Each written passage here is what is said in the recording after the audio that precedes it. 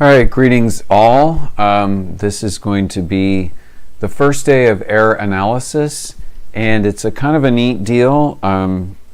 It can get a little confusing, but let's just kind of give it a go, and we'll go at it kind of slowly, and maybe you'll just pick it up pretty quickly.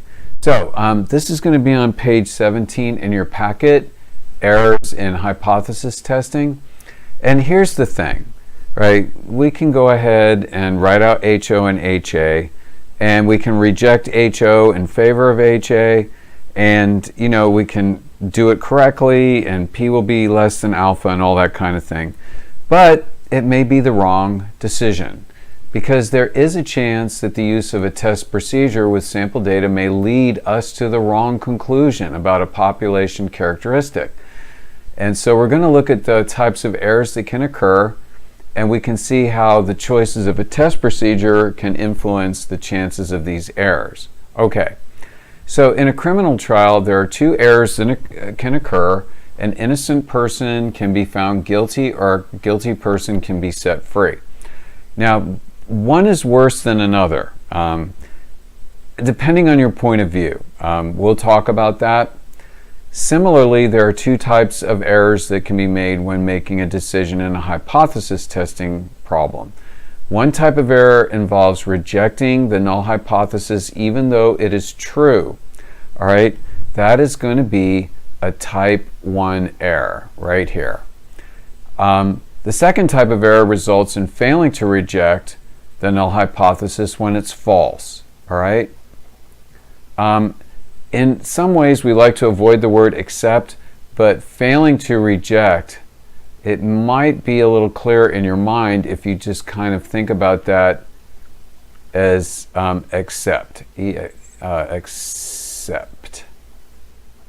So its second type of error comes from accepting the null hypothesis when it's false. All right. So in this particular case, we're just going to set up two sets of hypotheses. HO is, and this is a court thing, the defendant is innocent.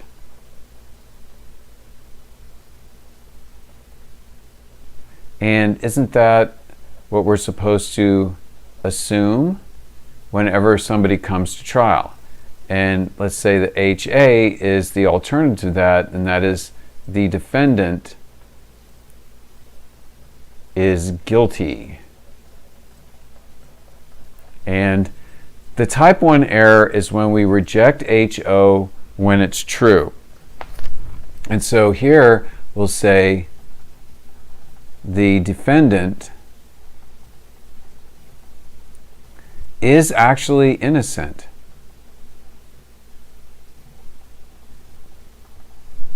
But we find him guilty.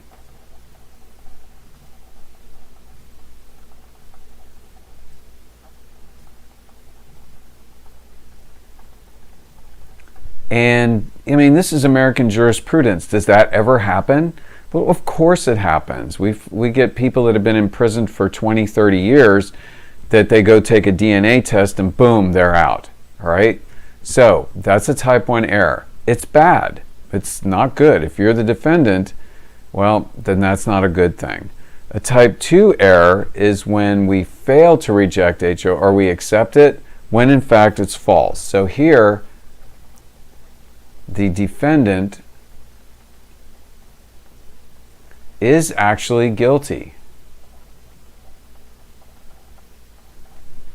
but we find him innocent.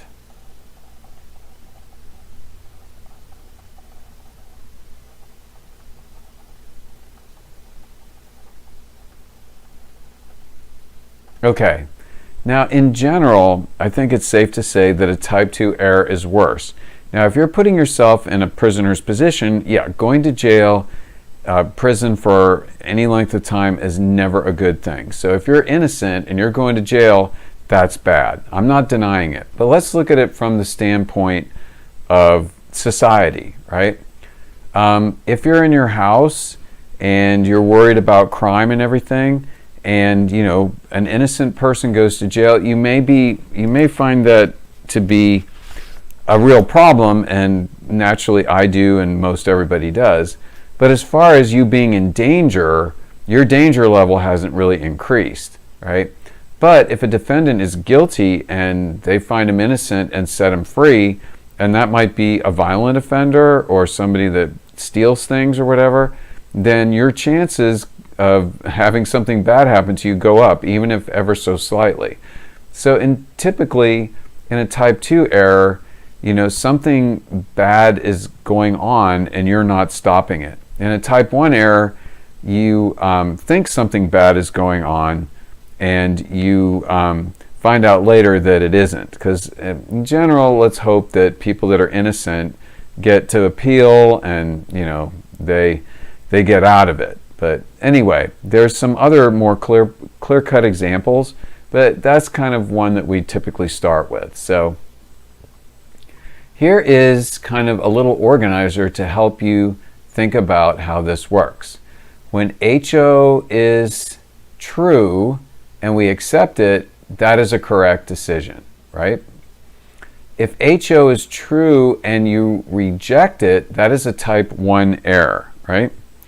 So let's start up here, and let's just say that this is accepting given that HO is true. This is rejecting given that HO is true. Remember that line in between means given that? All right, the probability here of making a type 1 error is equal to your alpha value, because you think about it, and here is maybe your situation in a test of significance, and here is like alpha equals 0.05 or whatever, and you're going to reject. Well, that's the only reason you can the only region that you can reject and make a mistake doing it. So that's your probability of a type 1 error. Accepting a HO when it's true is the other side of this. So that would be 0.95 or 1 minus whatever alpha is. Okay? So this is good and this is not good. Okay? When HO is false and we reject it, that is a correct decision. All right? So this is rejecting given false. So if HO is false and you reject it, that is correct. And that is called the power of a test, and this is going to be 1 minus beta. Hold your horses, you don't know what beta is. Now a type 2 error is accepting HO when it's false. And that's bad, all right? That is a type 2 error, and it carries with it a probability of alpha. So let's just say probability equals beta rather. Probability equals beta for your type 2 error. And then probability that you don't commit a type 2 error is 1 minus beta. We're going to look more at these two things really tomorrow, okay?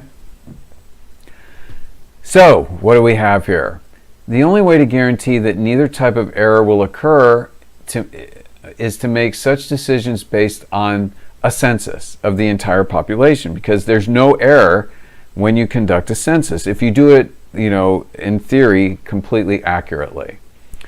With any reasonable procedure, there is some chance that a type 1 error will be made and some chance that a type 2 error will be made.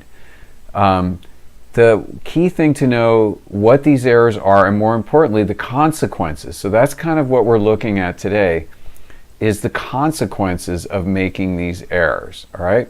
So for example, for each of the following, state the null and alternative hypothesis, HO and HA, and also state the type 1 and type 2 error and the consequences of such error. Okay, these things are actually answered for us, but I want you to think about this. So you're interested in building a new restaurant in an area if the income level is high enough to support the business. So if you're going to open a high-end restaurant in a poor area, well, the folks around you aren't going to be able to spend money there. So that's a problem. So in order to open, you estimate that a per capita income of $27,000 is needed. So HO is that it's good to open, right? The average is 27,000, and HA rather is that the average income is less than that, okay? I've got to change slides here, so hold on and let me do that. So I'm going to pause briefly.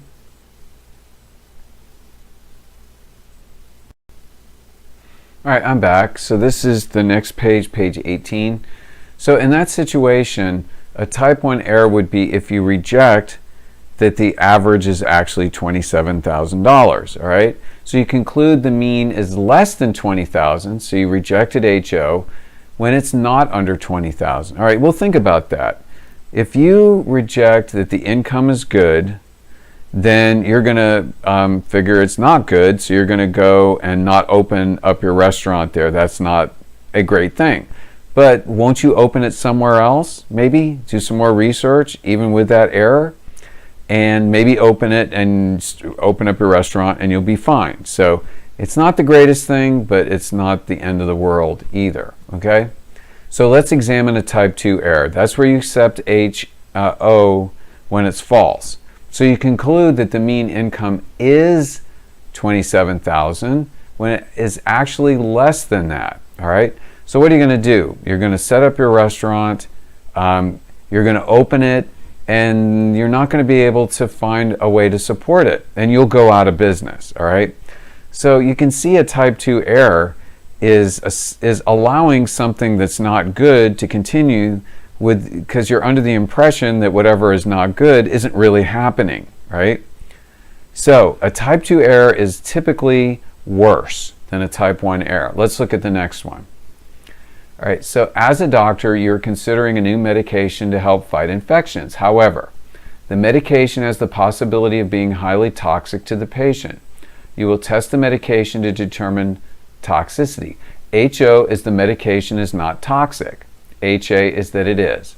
All right, a type 2 error is you conclude the medication is toxic, so you rejected HO in favor of HA, right? And it's not toxic. So the consequences is you don't use that medication that could have been helpful. That's bad. However, it may be that there's some alternative medication. It might not be quite as effective, it may take longer or whatever, but this is not the end of the world. Type 2 error is you conclude the medication is not toxic, so you fail to reject HO when in fact you should have, because it really is toxic. So you're going to give your patient toxic medicine thinking that they're going to be fine. Okay, which one is the worst of those two, right? So again, there are times when a type 1 error might be worse, or at least you may think it's worse, but in most cases it's pretty obvious which one is worse, all right? So there you go. That's an example. So the probability of a type 1 error is denoted by alpha, right? We've already talked about that on the front page. That's your level of significance for a test. So you would think, okay, well, if 0.05 gives me a 1 in 20 chance of making an error, right? That's, 5% is 1 out of 20. Then maybe I can make it better by doing 0.01, which is 1 out of 100, or 0.001, which is 1 out of 1,000 samples will give me a type 1 error. That sounds like a good idea, all right? But that's a little tricky, all right? So your alpha is called your level of significance. Now the probability of a type 2 error is denoted by beta. We talked about that. An ideal test would have alpha and beta equal to 0. That's not going to happen, right? So you can't have that happen using a sample. Alpha levels can be controlled by the test user, but beta is not controllable. The alpha value tells you what proportion of time that a true HO will be rejected. Choosing a small value for alpha implies that the user wants to employ a procedure for which the risk of a type 1 error is quite small, and that would sound good. Unfortunately, that comes with a cost.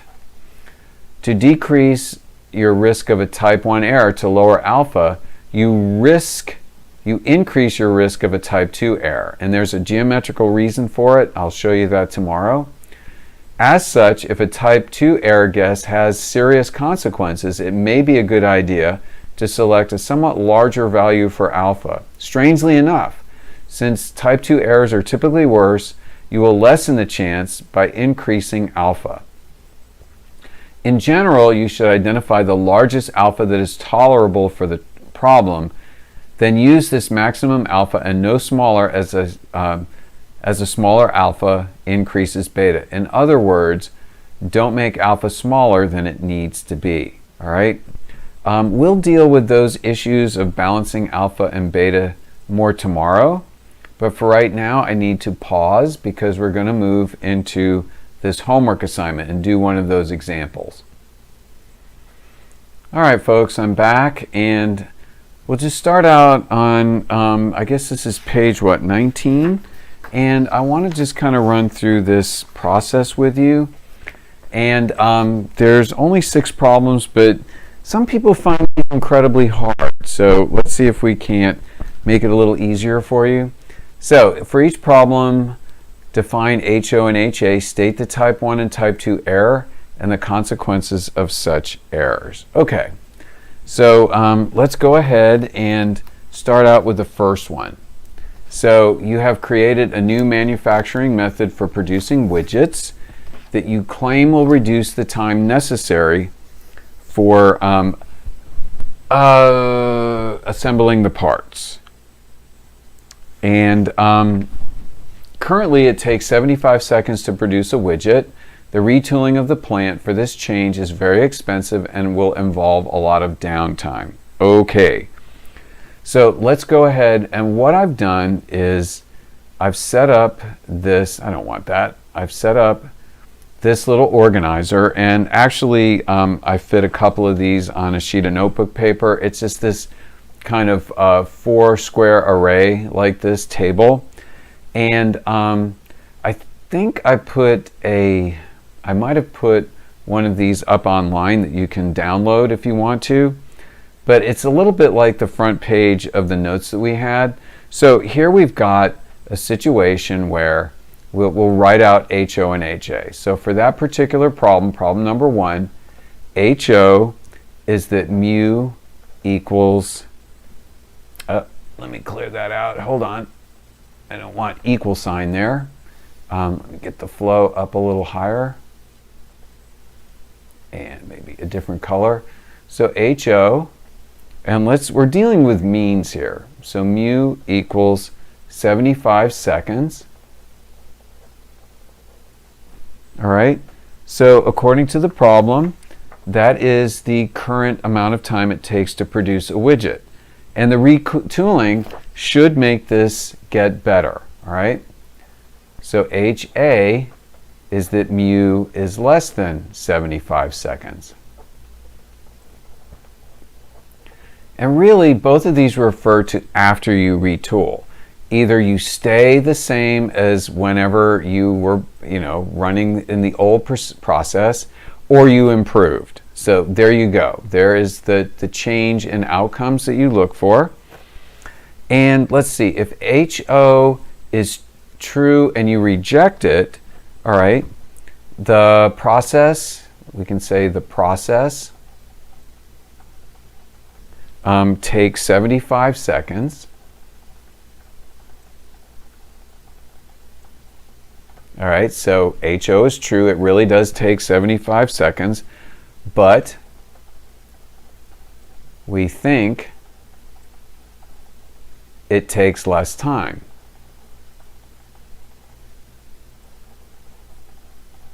So this is the new process, and we think that there's an improvement there, but actually there was no improvement. We rejected that when we shouldn't have, right? This is a type 1 error. All right? If HO is true and we accept it, this is correct. And basically, the process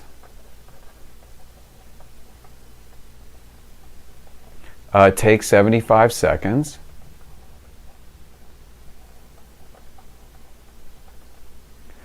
And we agree with that. or and we believe it.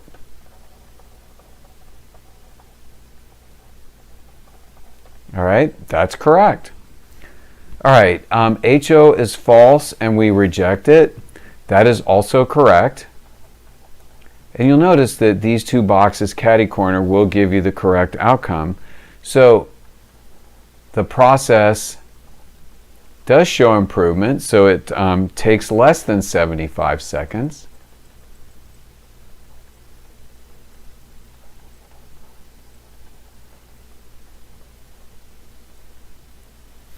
I got to spell that right.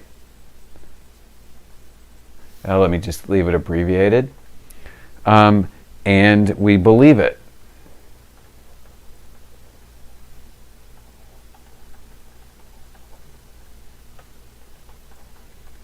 So we basically rejected a false HO. That's what we're supposed to do. This is going to be power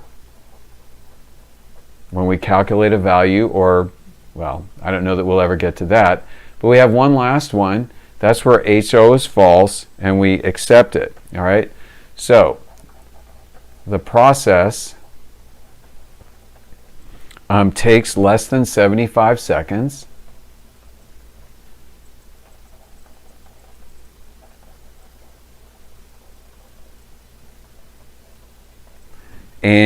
But we don't believe it.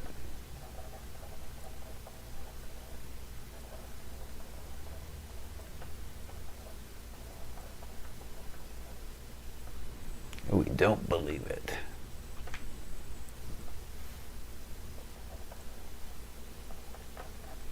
All right, this is a type 2 error.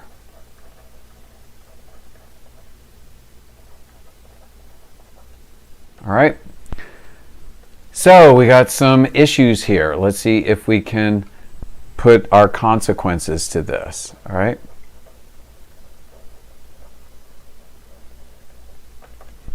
All right, so for a type 1 error,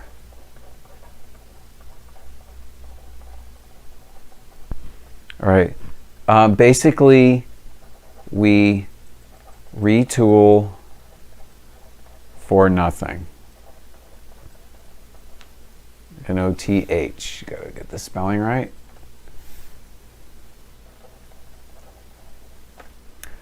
All right, that's bad, all right.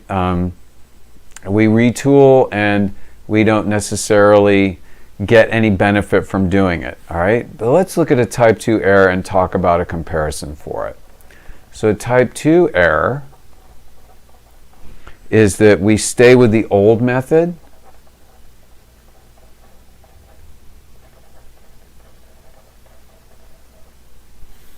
Sorry, thinking ahead there. So we stay with the old method. And we don't retool, so we stay with the old method and we lose the benefits of retooling.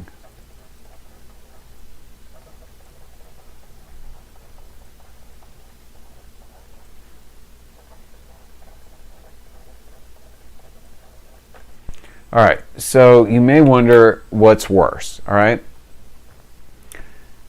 If you retool and you're not going to see any improvement in the time to produce these widgets, you're going to spend the money for having retooled, and that may be expensive. But you're going to end up with the same amount of time to make a widget, and so you don't kind of lose anything except the money that you put into the retooling. Now, a type 2 error, I think, is actually worse. You can, look at it differently. But if you stay with the old method and you lose the benefits of retooling, and that method would make your plant money or make your company money, then wow, that's an ongoing issue. So at first, you may not lose much money, but you keep losing money over time, and ultimately, that's going to surpass whatever you paid to retool for your type 1 error, and it's going to keep accruing this lack of savings that's going to eventually cost your company more than in a type 1 error. All right, so think about those things, and if they don't make sense, you gotta stick with them and kind of mull your way through it. So there's your error analysis, your type 1, type 2 errors. They start out with good working hypotheses, so that's always your first step, is to make sure that these are right. All right, so once they're right, a type 1 error is rejecting HO when it was true, and a type 2 error is accepting accepting HA when it's false. All right, let me let me start over. A type 1 error is rejecting HO when it was true, and a type 2 error is accepting HO when it's false, when you should have rejected it. All right, I think I got that right. So on that note, I'm going to close off, and I will see you probably on Thursday.